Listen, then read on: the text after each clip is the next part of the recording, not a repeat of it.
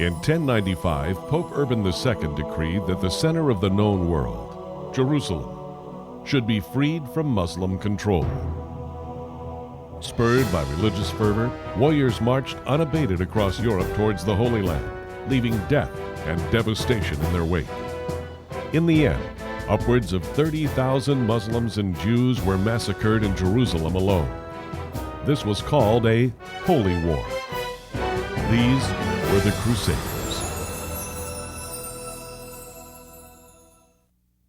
Shalom. Hello again. Welcome back to our series on the Crusaders. I specified before why we're covering the Crusaders. Although they were a lot different, there were Christian armies from Europe that came to try to get Jerusalem and the Holy Land out of the hands of the Muslims 1,000 years ago.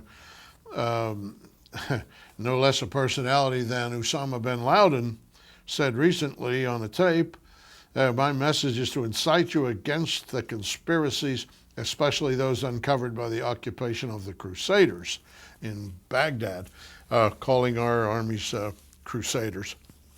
Well, we'll interview in this program Ambassador Dore Gold, but in the meanwhile, let's go to location at Akko. Well, we're here at Akko on the Mediterranean shore. This is an old place. This was an old place when Abraham came to Israel. It was a Canaanite city-state to begin with. It's favored with a natural deep harbor and right on the coast with just about at the Valley of Armageddon, which is a very fertile, flat place. You can cross the land into Mesopotamia easily here, and so traders used this route from Egypt to Mesopotamia, even from Europe when it began to trade here. So long, I'm talking 4,000 years history, it's more than that. But it was also the site, therefore, of many battles. The Crusaders came here in 1104, but they were preceded by a long list of conquerors, including the usual suspects, the Egyptians, the Persians, the Hasmoneans. Jewish people conquered it before Messiah came. Then the Romans, and then Umayyads, Arabs, Muslims came. Then the Ottomans and the British, the Palestinians, just hordes and hordes of people came here. And when the Crusaders arrived in 1104, they were determined to hold this place. It's a wonderful harbor and so on, but they had to fight with the inland Arabs. There was an Arab population already established here, and so they battled finally with Salah ad-Din. They lost the place for a while, they took it back, but they made it a showplace of culture and architecture in the long run. It was really world class in the 13th century, but unfortunately they lost it to the Mamluks, Muslims from Egypt, who took it in 1291. Later Ottomans occupied it and so on. It's still occupied today. People live here. It's a thriving little city. Our tours have come here into the underground city, it's so called. It wasn't really built underground, but Al-Jazar, a chieftain of Muslims in the 18th century, put a mosque and an Arab complex right over top of the old Crusader city, causing it to become kind of an underground city. But he left it open at the end so that visitors, tourists could go through the underground area and marvel at it, and that is exactly what our tours have done. When the Crusaders were here, the Hospitaller Knights in particular established a medical center, I guess from where we get our term hospital, and they treated pilgrims. Back then, pilgrims to the land got sick with travelers' diseases and so on, and they treated them here.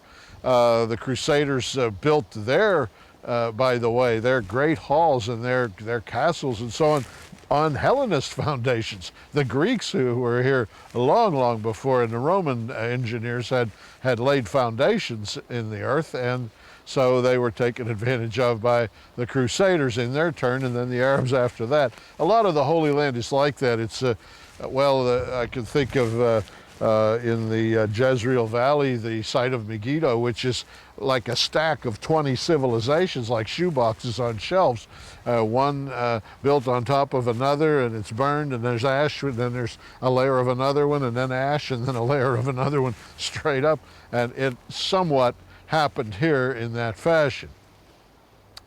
Toward the end, Napoleon came, that is up toward our day, in 1799. He failed to conquer this place. He said if I could have got Akko, I'd have the world. I think it was a lot to say, but anyhow, he didn't conquer it either. And the great halls are still there. The Crusader, they built, in the style they did in England and France and Germany, great castles with enormous rooms where knights would meet and eat and celebrate and sing and whatever. And those rooms are still here in the so-called underground city.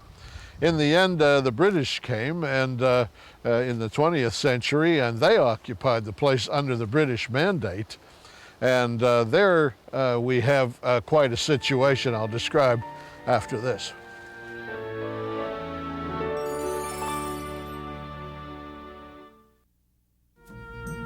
Ask for our free monthly newsletter, The Levitt Letter, and our catalog with videos, books, and music. Our correspondence course, the Institute of Jewish Christian Studies, includes reading packets, teaching cassettes, and mail-in tests.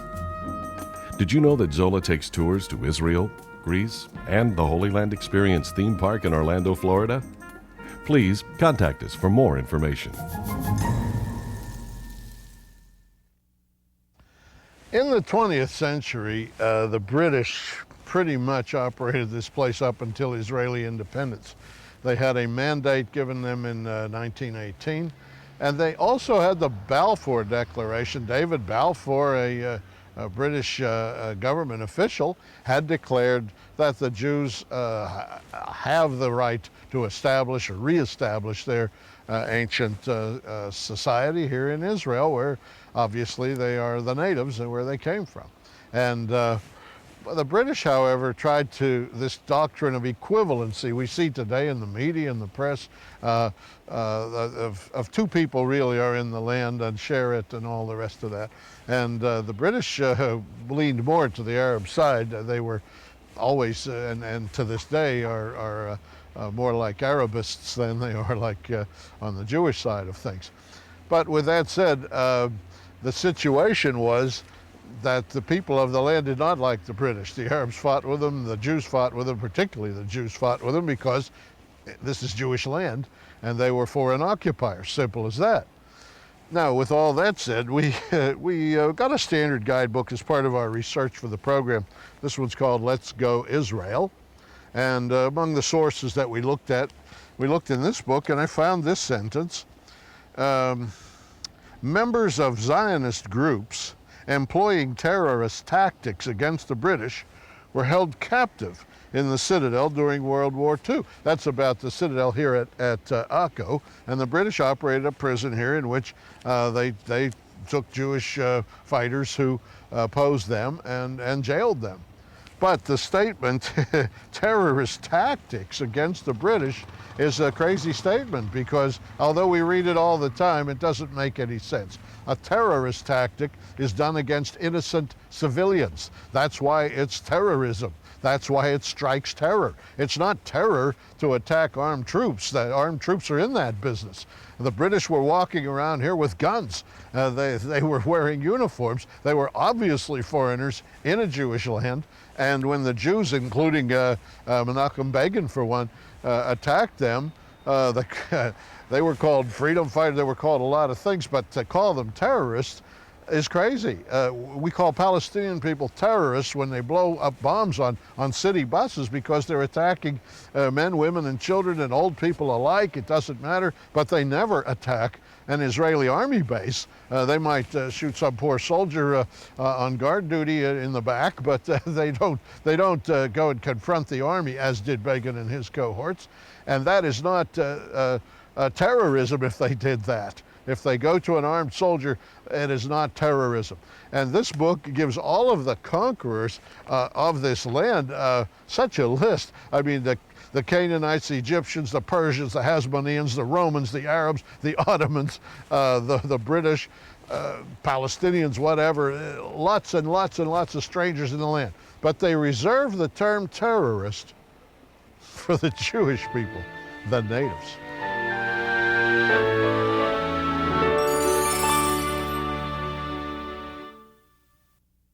Today, the battle over Israel really is about politics. It's really, there's no logic to the case of Arabs being in the land and Jews coming to push them out and so forth. That just doesn't work. It was always a Jewish land. The whole history of it, archaeology, the writings, the very title that God gave Abraham, it's Jewish land. But politics can sway people's opinions.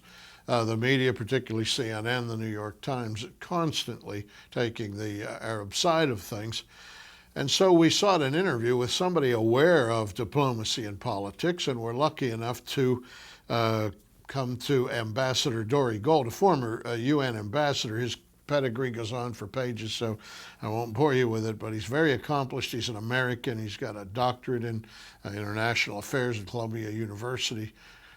Quite a spokesman, and a spokesman for Prime Minister Sharon. Here's Dore Gold. Dore, you obviously have a vast knowledge of the situation with Israel, the Palestinians, vis-a-vis. What's going on? Let me just turn you loose. Well, you know, Israel spent the last 10 years experimenting with the Oslo agreements, and we've lost now close to 1,000 Israeli lives with this experiment. I think Israelis have now come to the conclusion that the fundamental assumptions of Oslo, that Yasser Arafat would take responsibility for areas under his jurisdiction and fight terrorism the way the Egyptians fight terrorism against Egypt, or Algerians against the Algerian underground movements, that's not going to happen. And therefore, we have no choice at this time but to put in place the beginnings of a unilateral solution, and that is erecting a fence that will take in the largest number of Israelis possible to protect them from the suicide bombers that Arafat has launched and allowed to be launched. Oh, now you're being criticized, though, for building the Berlin Wall, the apartheid wall. I grabbed the publication, don't know what came over me, it's called This Week in Palestine. And the thing is full of complaints about the apartheid wall. We have to understand it's not the substance here that matters. The Berlin Wall was put in place to imprison Germans and other peoples in Eastern Europe under Soviet domination, to not let them out. Yes. Our problem is that the Palestinians were let out and were able to come into Israel, and they weren't looking for freedom, they were looking to kill Israelis with suicide belts. So what we're trying to do is to protect Israelis. We're not trying to imprison people under a regime of any sort. But the reason why these analogies are used, like apartheid wall or Berlin Wall, is simply because the substance doesn't matter here. What matters is the effort of Palestinian spokesmen and their supporters to delegitimize the state of Israel. So by trying to put us in the category of South Africa, or for some audiences in the category of the Soviet bloc, they hope to damage Israel's standing in world opinion. That's why these phrases are chosen.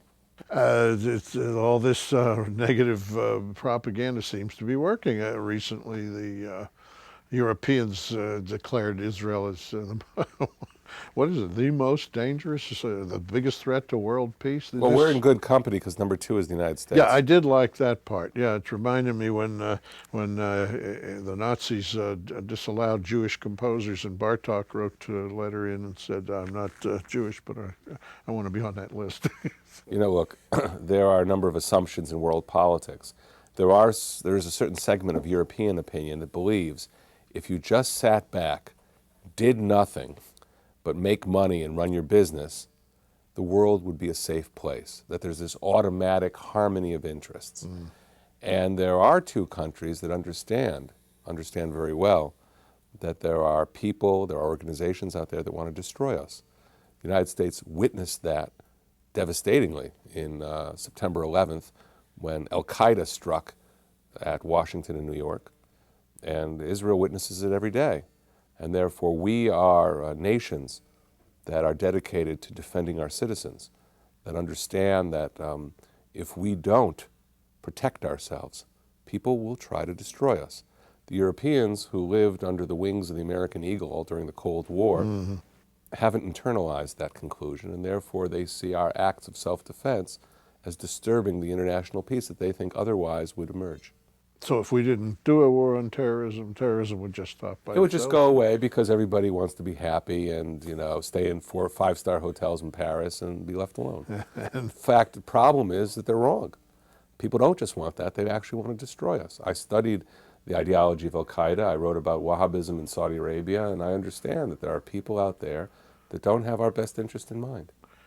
Gosh, and the Saudi Arabians, you did write a book about hatred, and what was the title? Hatred's Kingdom. Yes, Hatred's Kingdom. I couldn't, boy. And the Saudi Arabians are getting a pass these days, it seems like. The president has a Saudi prince to his ranch, cronies all over the place. We're not marching any soldiers into there. What's going on? Well, it's not a complete pass. Secretary of Defense Donald Rumsfeld has announced that the U.S. is pulling out its troops from Saudi Arabia, including from the large Prince Sultan Air Base south of Riyadh. But I don't expect the Bush administration to go to war against every country that has had anything to do with terrorism. You can't do it all at once. What you have to do is focus on the worst case. And the most dangerous case was Saddam Hussein, who could have become the nexus between weapons of mass destruction and terrorism. In a sense, the United States, by going after Iraq, was not handling the terrorist attack of the past, of September 11th, but rather preempting the terrorist attack of the future, which would have been with weapons of mass destruction. But in terms of Saudi Arabia, I believe the administration is trying to put quiet pressure on the Saudis. What we are seeing now is that Saudi Arabia is fighting terrorism domestically. They have al-Qaeda attacks quite frequently, and they are uncovering cells of al-Qaeda throughout the kingdom, even though they denied just a year ago that they even had any terrorists in Saudi Arabia, any al-Qaeda presence. Where we see Saudi Arabia still failing is in the area of terrorist financing. Because I can tell you today that 60 to 70% of the Hamas budget comes from Saudi donations through Saudi charities. And that's a serious problem, and it's a problem we're asking the United States to alleviate. Well, it's a first-rate problem. That's a very big deal. Yes. Saddam Hussein was supporting the Palestinian terrorism. Absolutely. This has to come to an end. And we've said if the Saudis are serious about their Great Peace Initiative that was first broadcast in the New York Times by Tom Friedman, Prince Abdullah's peace plan, then how could they be financing Hamas and those who are involved in suicide bombings against Israeli civilians? Are you for peace or are you for suicide bombings? Apparently they've been financing the latter. Tom Friedman, while you mention him, just answer for me. He seems to have a multiple personality or something.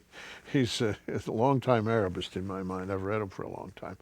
Lately he's disappointed. His friends are letting him down. They're really not acting well, the Arabs. And yet he still thinks settlements have to go, the land has to go to the Palestinians. He's still on that track of Oslo. Well, the settlement issue is an overblown issue because most people don't understand that we're talking about a territorial dispute where Israel has claims and Palestinians have claims. Palestinians have no limitations in building in their villages and towns, adding more housing units. Why should Israel?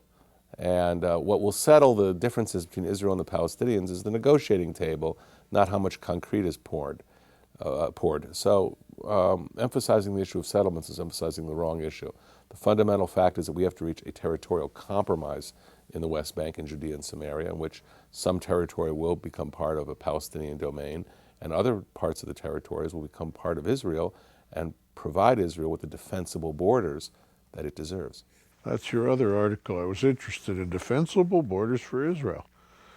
Well, defensible borders is the heritage that we were left by our late Prime Minister Yitzhak Rabin, who in his last speech in the Knesset, 1 month before he was assassinated, actually laid out the map of Israel. He laid out the Rabin legacy.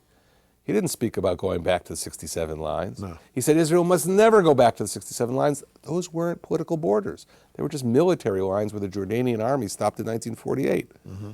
And he insisted on defensible borders. He spoke about Israel retaining the Jordan Valley. The Jordan Valley is not just the riverbed but it is the eastern slopes of the West Bank Hill Ridge that faces armies in the future to the east. Yes. It also prevents weaponry that's in large numbers in places like Iraq from being smuggled into the West Bank like shoulder-fired missiles. Yes. We need to have that barrier in our hands. He also spoke about the settlement blocks being retained, especially in the area of Western Samaria and around Jerusalem. And he was very clear about one thing that people lately have not been sufficiently clear about. Jerusalem must remain united under the sovereignty of Israel. That was Rabin's legacy, and that legacy also motivates Ariel Sharon, our prime minister.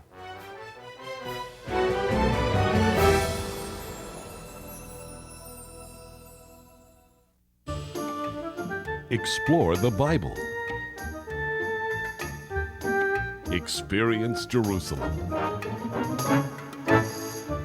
Find new life in the Jordan. Set sail in Galilee. Make your trip to Israel with Zola Levitt. For tour information, call 1-800-WONDERS. That's 1-800-966-3377. Of course, now I can hear Palestinians say, all very well, the Israelis came here, pushed us off our own land, created refugees, and occupied it. Occupation really should be illegal. Any kind of resistance, even the UN says armed resistance is acceptable, and they hinge everything on the idea they were here. The Jews came and pushed them off the land and occupied it. Well, there are really two issues that you're mentioning here. Number one, whose land is this? Who was here first? Well, big surprise for your listeners. There never was a Palestinian state. Yeah, it's not such a big surprise. No, I'm saying that there simply wasn't. It's not as though there was this historic state of Palestine that existed for centuries and Israel rolled in and took it. Yeah. The land, for the most part, this area was a part of the Ottoman Empire for 300-400 years. The British took it over, and the League of Nations decided that a Jewish national home should be here because the people who led the League of Nations back at the end of World War I understood that there was a Jewish claim to the land. It comes from the Bible. Yeah. It comes from the fact that Jews always tried to come back to the land. People also don't know this. Do you know when the Jewish people achieved a Jewish majority in Jerusalem? Was it in 67? Was it in 48? It was in 1864, before the British got here, before the rise of Zionism, before Theodore Herzl, before the Balfour Declaration. Jews were streaming back to their land. And we already had a Jewish majority in the city of Jerusalem. Jerusalem was a Jewish city. In the Lincoln administration. At the time that President Lincoln was sending General Grant to mop up the resistance down in the South. So, you think about that. That's an extraordinary fact. Yes. And so we have deep claims to this land. In fact, it's been systematically proven that during the years that the Jews came back to the land became much more attractive to Arabs who wanted to immigrate here. Franklin Delano Roosevelt said in 1939, President Roosevelt, more Arabs immigrated into Palestine between World War I and 1939 than Jews. That's a striking fact. That is striking, yeah. So what we're talking about with Palestinian nationalism is a very recent nationalism that Israel says it will address. But at the same time, the fundamental rights of the Jewish people and the connection to this land has to be understood. And therefore, we don't see ourselves as foreigners or as Europeans who've come here on the back of European imperialism. We see ourselves as the natural nation that has always had title here, that has always had a connection here. Our prayers, our dreams have always been connected to this land wherever we lived. Yeah, and you haven't even mentioned 3,000 years of history. You mentioned 1864, and you're being more than fair, but to take the Bible at its word, Abraham was given the land 4,000 years ago, and King David took Jerusalem, and his artifacts these weren't are everywhere. just our internal assumptions, for let's say Jewish people to talk about at a Friday night dinner table. Yes, these were assumptions that were recognized by leading members of the international community. Lord Palmerston spoke about this when he was British Foreign Secretary. Napoleon Bonaparte, the ruler of France. President John Adams spoke about the Jewish connection to the land of Israel. So these were fundamental assumptions shared by the leaders of the world in the 19th century. So we weren't coming to reclaim something or claim something that wasn't ours. We were reclaiming something that was ours. But you also mentioned the issue of occupation. I think that is a very important point. since 9/11 in particular, many Palestinian spokesmen and their defenders like saying, well, of course there's been an outbreak of violence because this isn't terrorism, this is resistance to occupation. Mm-hmm. It's said by Palestinian spokesmen in particular in the UN, in the Security Council. And this is used to justify the use of suicide bombing, sending an 18-year-old Palestinian kid into a crowded cafe to kill 30 Israeli teenagers. Mm-hmm. First of all, nothing justifies the murder of innocent civilians. No cause, no grievance. But going beyond that for a moment, it is a false argument. I was an Oslo negotiator. I used to meet with Arafat, with Abu Mazen, with the whole leadership. And I can tell you what Israel did during the Oslo Accords. Israel took the military government that it had for years over Palestinian cities and withdrew that government. And what did we put there instead? The Palestinian Authority under Yasser Arafat. Now, did the Palestinians have an independent state as a result of that action by Israel in fulfilling the Oslo agreements? No. But were they under military occupation? Absolutely not. No. The whole thing is a lie. And the lie is put forward for one reason. Because the Palestinians are seeking to create a comparison between the Israeli presence in the West Bank, in Judea and Samaria, and the German occupation of Europe. That's the suggestion they're trying to make to European audiences, which is why we're having such a rise of European anti-Semitism. This argument usually falls flat on its face to American listeners, but in Europe it has resonance, and it's a serious problem.